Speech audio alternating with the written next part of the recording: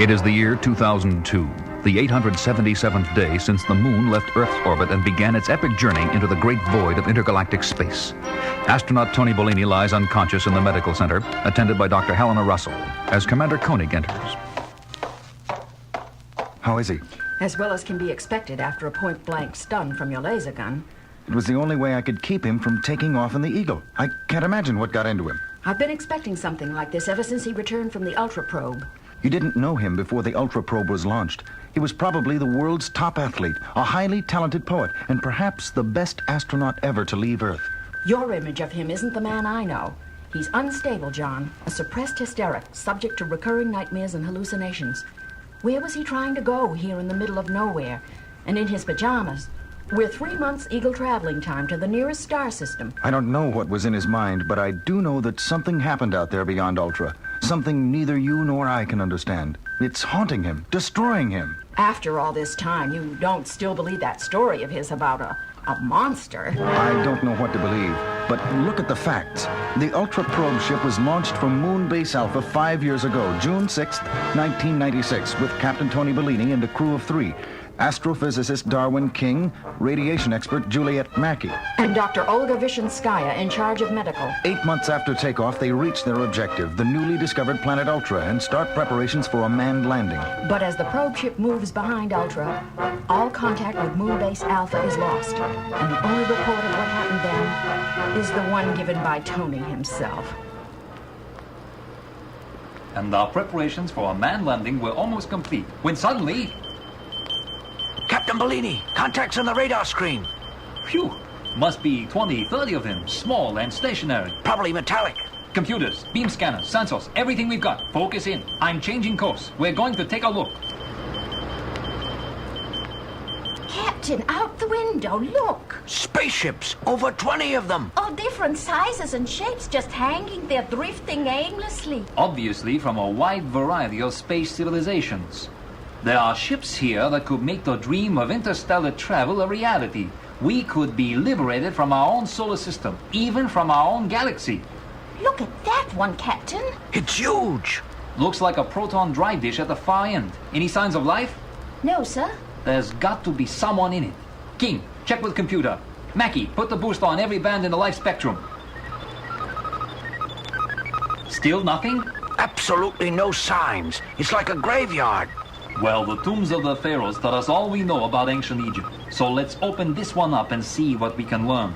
Into your spacesuits, everyone. We're going to hook up to that airlock, walk in, and take a look around.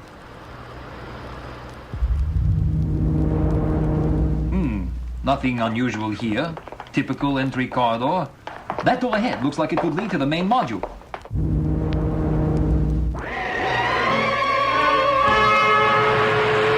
Some kind of monster in there. Huge tentacles like an octopus. Where its mouth should be, a flaming orifice. Like an open fiery furnace. One of the tentacles! It's got me! It's dragging him into that fire. Oh!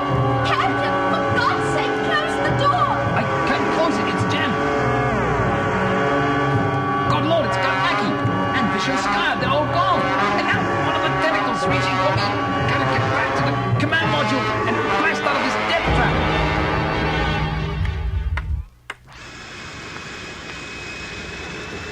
After an incredible 6-month voyage, Bellini made it back to Alpha, alone, more dead than alive. The story he told of his encounter with the monster was difficult to believe even then, and the recorded data of the black box cast further doubt on his veracity. Veracity. I'll never forget the way Commissioner Dixon ripped him apart at the hearing held on Earth when Tony was well enough to attend.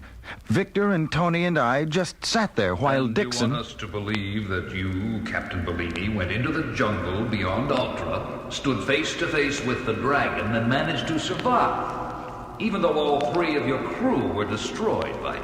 That is exactly what happened. Well, to put it bluntly, Captain, I think you concocted the whole story to cover up the fact that you bungled the decompression procedure, prematurely opened the airlock, and killed the crew, and you haven't the guts to admit it. But the blips on the black box, they prove his story about the spaceships. They prove only that there were contacts, not that they were spaceships. Gentlemen, the conclusion of this commission is that the Ultra Probe was a total failure, and that you, Captain Bellini, were delinquent in the execution of your duties. Regretfully, I must relieve you of your post. This hearing is closed. So Tony was assigned to an unimportant desk job on Alpha, where he has been ever since, which brings us up to the here and now. What does it all prove, John? Maybe nothing. But why? Why does he break now? It's over 5 years since Ultra. I think it proves that he'll never get over it. That's why I thought Alpha would be better off without him. Perhaps she's right, John. Tony, are you all right? Yes, I'm fine. Tell me, where were you trying to get to? There's nowhere to go. Nothing for billions of miles. I felt there was something out there. You had a nightmare at 0347 last night. Medical computer raised the alarm. I woke you. Yes, that's it. Just a dream. A bad dream, I guess. Commander, main mission here. We have a contact on the big screen. Be with you in a minute. Ah, John, something quite extraordinary. Spaceships. Derelicts. About 20, maybe more. According to our calculations, Commander, there should have been nothing around here. The same kind of thing reported by Bellini on his mission to the planet Ultra. Yes, and last night he had a violent nightmare about his monster. He said he was going out to face it. The monster? Those could be the same ships he saw behind Ultra. But we're billions of miles away from Ultra. Our moon has moved, Victor, and those ships could have drifted too. Something triggered Bellini's nightmare, and... Sandra, increase magnification. Yes, sir. Commander, look. The Ultra probe ship. Incredible. So was Bellini's story of the monster. Carter, get an Eagle on pad 1 and an escort of 3 others, ready for action. Yes, sir. And Paul, I want backup ships and crews ready for... Tony, Helena, I was about to call you. Look at the big screen. The Ultra probe ship. So I get a second chance. Any signs of life, Paul? We've scanned the whole area, Captain. There's nothing. There never was. I'm taking an Eagle up with an armed escort of 3 others. Carter is getting it ready. Would you be willing to come with me? Willing? I'd insist. Well, here we are. Helena, Victor, you and the security guards will stay here in the passenger module and monitor the... Will you excuse me a minute, John? I'd like to go up front and apologize to Carter for hitting him last night during my nightmare. I don't trust him, John. He's too calm. He has the chance to clear himself after 5 years. He's not going to blow it. I still don't like it.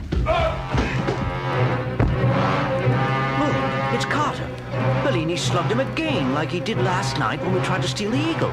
Tony, for heaven's sake. Sorry, John, but it's my enemy, and I deserve first crack. I'm taking Eagle 1. Sorry about Carter. Stop him, John. Too late. This time he made it. He's separating the command module and leaving us here in the passenger module. Eagles 3 and 4, immediate liftoff. Tail Bellini, he's in Eagle 1. Eagle 2, jettison module and move to pad 1 to pick us up.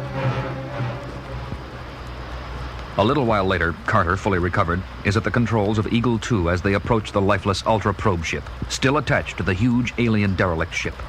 Eagle 3 to Eagle 2, Bellini is lined up with the airlock on the probe ship. He's made it. A perfect docking. Okay, Eagle 3, stand by.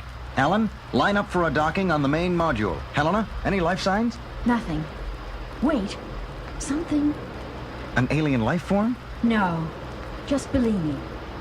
If there were anything else, John, like that monster, we'd surely get some indication. Provided our instruments could read it. Ready to dock, Commander. Okay, Alan, easy now. Perfect. Helena, still no life signs? Only Bellini's. All right. Lasers ready. Here we go. Into the airlock. That door ahead opens into the main module. Carter, you and I go in first. Let's go. Good Lord! The monster! Hey, look there, Bellini! Standing on the monster's head. He's got an axe. Look out for the tentacles! He's bringing the axe down on the monster's head. He really hurt him. Tony, look out. Go back, Commander. He's mine.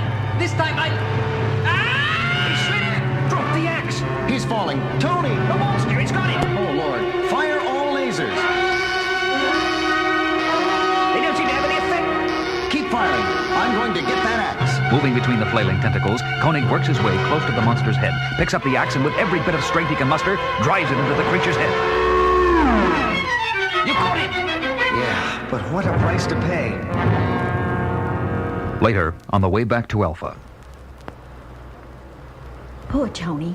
He was right all along. Why couldn't I have believed him? The monster was more than any of us could believe. According to our criteria, it was never alive. How ironic that a creature so impervious to our contemporary weapons should fall victim to a plain, old-fashioned axe. Well, I think Tony would be happy to know, at least, that future space travelers will never again be trapped in the Dragon's domain.